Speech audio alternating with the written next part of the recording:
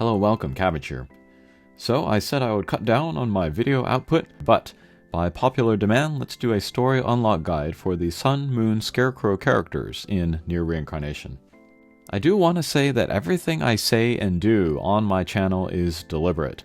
There is a reason behind everything, including what I do not do, and looking at this table, perhaps it is clear why I didn't include these characters in the final draft video, link below. That's not to say I dislike these characters or stories, not at all. I think I like the Scarecrow characters of Girl Monster more, but I like the stories of Sun Moon more, if that makes sense. I've made a couple videos about them already, links below. The thing about the Sun Moon characters is that their arcs are concluded very satisfyingly within the main story, and so they do not need recollections of dusk, nor anything else, really. It's all just flavor and window dressing. I said in the final draft video, but the RD stories are essential to see the conclusion of the Girl Monster characters. I've seen it already, but with the final Q&A, some users have put in questions asking why the Sun Moon characters don't have RD quests. Time is an obvious factor, but also there are story considerations. Story-wise, what would be the point of doing RD quests for characters who already have their story completely told? But anyway, let's get to the table. Again, to explain what is going on, we have the story types on the left, but instead of the super important recollections of dusk, we have the very skippable character stories, and that also explains why the character names don't have element colors behind them. Then we have individual stories graded by number and color, but really only color, since it doesn't matter what order we read any of these. And the majority of stories have the green, non-essential grade because, again, they are flavor and window dressing to what is really important in the main story.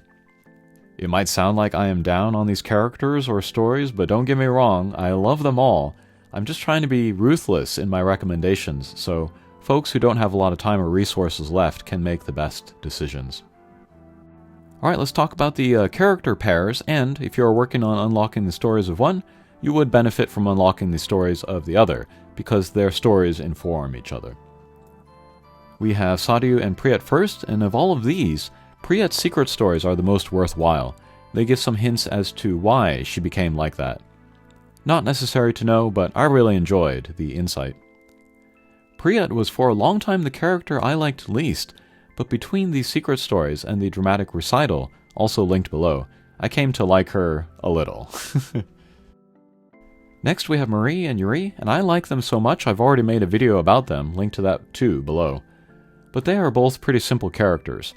I talked about this in my E.M. Forster on characters video, linked to that below as well. But I would call both of them flat, static characters, and so all their other stories are extraneous.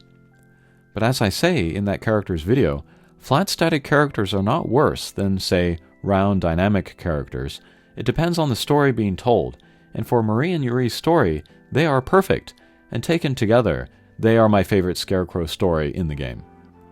But I do highly recommend unlocking Marie's Dark Memory stories.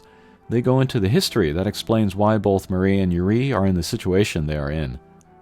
I'll say this for Sarafa as well, but she and Yuri come across as semi-villains in the main story. But any supplemental stories you read for them paint them really as victims, and we come to understand that they conduct themselves in the way that seems right to them, seems appropriate with how the world has treated them. But I gave Yuri's secret and character stories the blue grade because I actively dislike them. The character stories are just a rehash of the main story, and the secret stories tell a story of sisters that kind of look like Marie and Yuri. That maybe served as the inspiration for the AI models, but meh, it felt unneeded, and I blame it on, again, the two characters being so straightforward. Finally, we have Udil and Sarafa. Love these characters and their story.